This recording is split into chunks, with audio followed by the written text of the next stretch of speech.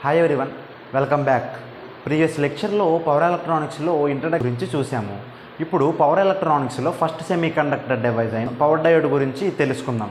ముందుగా ఒక question, normal diode ఉండగా పవర్ డయోడ్ ఎందుకు అవసరం? రీజన్ ఏంటంటే నార్మల్ డయోడ్ అనేది లో కరెంట్ అప్లికేషన్స్ కోసమే డిజైన్ చేస్తారనమాట. కానీ ఇండస్ట్రీ సిస్టమ్స్లో 100 volts 100 amps హ్యాండిల్ చేయాలి. అందుకే స్పెషల్లీ హై పవర్ని విత్స్టాండ్ చేయడానికి పవర్ డయోడ్ అనేది డెవలప్ చేస్తారు. ఒక డెఫినేషన్ చూస్తే పవర్ డయోడ్ అంటే హై వోల్టేజ్ మరియు హై కరెంట్ని సేఫ్లీ కండక్ట్ చేయడానికి డిజైన్ చేసిన 2 terminal సెమీ కండక్టర్ డివైస్. ఇది అన్కంట్రోల్డ్ డివైస్ అనమాట. ఎందుకంటే ఆన్ ఆర్ ఆఫ్ చేయడానికి సపరేట్ గేట్ టెర్మినల్స్ అనేవి ఉండవు. అప్లైడ్ వోల్టేజ్ డైరెక్షన్ బట్టి ఆటోమేటిక్గా ఆపరేట్ అవుతుంది. వర్కింగ్ ప్రిన్సిపల్ చూస్తే పవర్ డయోడ్కి 2 terminals అనేవి ఉంటాయన్నమాట, యానోడ్ మరియు cathode. Anode positive, cathode negative ఉంటే డయోడ్ అనేది ఫార్వర్డ్ బయాస్లో ఉంటుంది. ఈ కండిషన్లో కరెంట్ అనేది యానోడ్ నుండి క్యాథోడ్కి ఫ్లో అవుతుంది.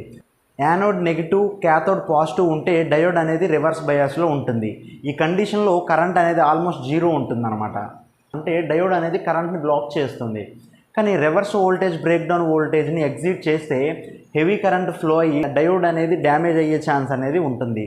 కాబట్టి డయోడ్ని ఎప్పుడు రేటెడ్ వోల్టేజ్ లిమిట్లో ఆపరేట్ చేయాలి. కీ ఫీచర్స్ చూసుకుంటే పవర్ డయోడ్ అనేది హై కరెంట్ క్యారింగ్ కెపాసిటీ కలిగి ఉంటుందన్నమాట. హై బ్లాకింగ్ వోల్టేజ్ని విత్స్టాండ్ చేస్తుంది. సింపుల్ కన్స్ట్రక్షన్ అనేది ఉంటుంది.